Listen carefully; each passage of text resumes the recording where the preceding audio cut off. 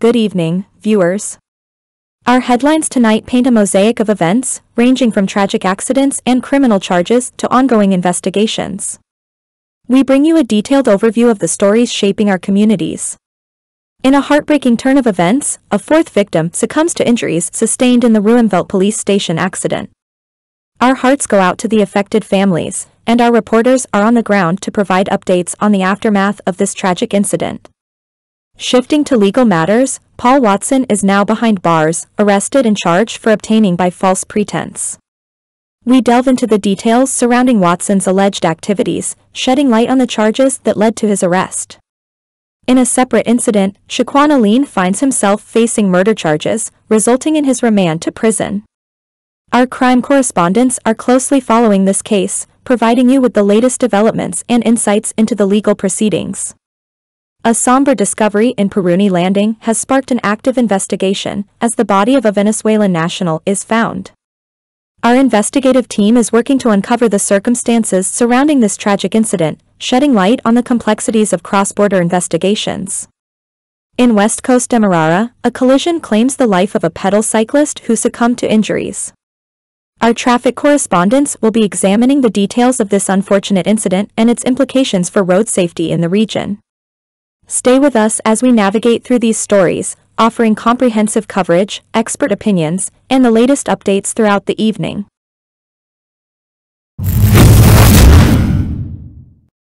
Shawan Elain charged with murder, remanded to prison. In a significant development, Shaquawn Alleyne, also known as Isway Boss, has been formally charged and remanded to prison for the indictable offense of murder. The charges stem from the alleged murder of his girlfriend, Shawan Elain, in April 2021. Elaine appeared unrepresented at the Linden Magistrates Court, presided over by Her Worship Magistrate Wanda Fortune. During the court proceedings, it was revealed that Elaine, who is the father of a 4-month-old child, is accused of committing the heinous crime against Shawan Elain. The court, after hearing the charges, has remanded Elaine to prison pending further legal proceedings. He is scheduled to return to court on Tuesday, February 27, 2024. This development marks a significant step in the legal process, and the judicial authorities will continue to ensure a thorough and fair investigation into the alleged murder. The court proceedings will play a crucial role in determining the outcome of this case. The family and friends of Shawan Elain are closely following the legal proceedings, seeking justice for the tragic loss they experienced. The court process will provide an opportunity for due diligence and a fair examination of the evidence related to the case.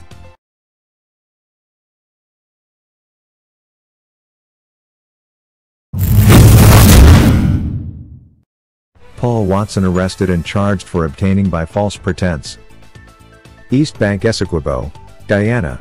Paul Watson, a 47-year-old minibus driver from Zelig Housing Scheme, East Bank Essequibo, was arrested on August 11, 2023, and has now been formally charged with the offenses of obtaining by false pretense, as per Section 194 of the Criminal Law, Offenses, Act, Chapter 801. The charge was brought against him today, January 22, 2024. Watson appeared at the Venezuelan Magistrates Court, where the charge was read to him.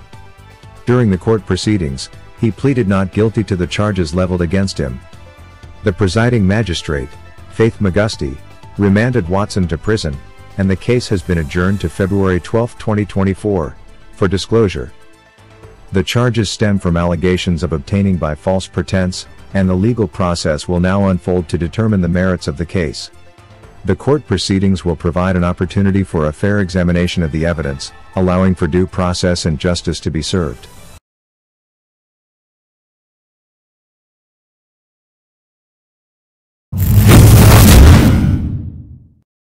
Fourth victim succumbs to injuries from Ruimveldt Police Station accident. It is with deep regret that we announce the passing of a fourth victim, 58-year-old Lennox Clemenson, who succumbed to injuries sustained in the tragic accident outside of the Ruimveldt Police Station on January 8. Lennox Clemenson, a resident of Guyana Gardens, had been one of the passengers in the minibus involved in the collision. The accident had initially claimed the lives of Sarah Wilson and her husband Raleigh Mackenzie. Recently, 29-year-old Prem Charan, the driver of the car involved, also succumbed to his injuries.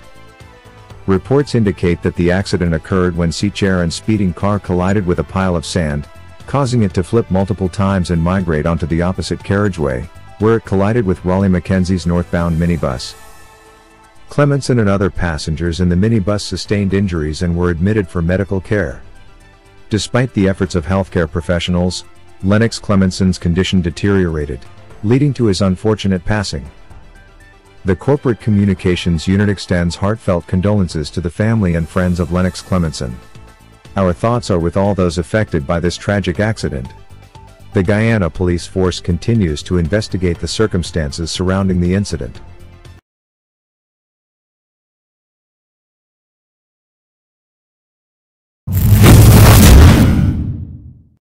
Tragic discovery of Venezuelan Nationals' body sparks active investigation in Pyrenees Landing. In a somber turn of events, the lifeless body of Andrea Harasso, a Venezuelan national, was discovered on Friday in a room adjacent to a popular night spot at Pyrenees Landing, Region 7, Cuyuni Mazaruni. Upon the discovery, authorities swiftly transported Harasso's body to the mortuary at Bartica Hospital. The circumstances surrounding her untimely death remain shrouded in mystery, prompting an immediate response from law enforcement. Regional Commander Dion Moore has confirmed that the investigation is currently active. While expressing the gravity of the situation, Commander Moore shared that 2 individuals were initially apprehended in connection with the incident. However, subsequent to their arrest, they were released pending further inquiries. Commander Moore underscored that the case is far from closed. Despite the release of the 2 individuals, law enforcement is diligently pursuing leads and conducting a thorough investigation to unveil the truth behind the tragic demise of Andrea Harasso. The community, both local and international, is awaiting further developments as authorities work to bring clarity to this unfortunate and perplexing situation. The regional commander encourages anyone with information related to the case to come forward and assist the ongoing investigation. Updates on the case will be provided as they become available.